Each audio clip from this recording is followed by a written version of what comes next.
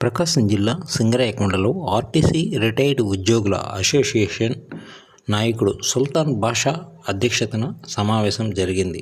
ఈ కార్యక్రమంలో కార్మిక సంఘ నాయకులు, ఏఐఎఫ్టియు కొత్త నాయకులు ఎంఎస్ సాయి, కె పేరయ్య, విజయసారథి మరియు ఉపాధ్యాయ నాయకులు తలారి సుబ్బారావు మరియు గోపీచంద్, మహబూబ్ బాషా, నారాయణబాబు, శివ, బ్రహ్మారెడ్డి, శంకర్రెడ్డి, కెఎస్ ప్రసాద్, కె శేషయ్య పాల్గొన్నారు.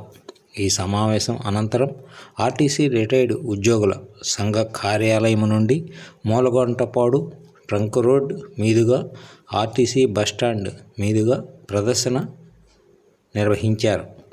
ఈ నెల 12వ తేదీన జరిగే సాంస్కృతిక సమ్మెను జయప్రదం చేయాలని తీర్మానించారు.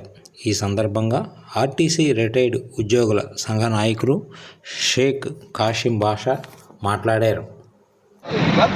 ఈరోజు అనగా 5/2/2026 సంవత్సరానికి గాను మన union office APSRTC retired union office నందు జరిగిన సభకు సంబంధించిన విషయాలు.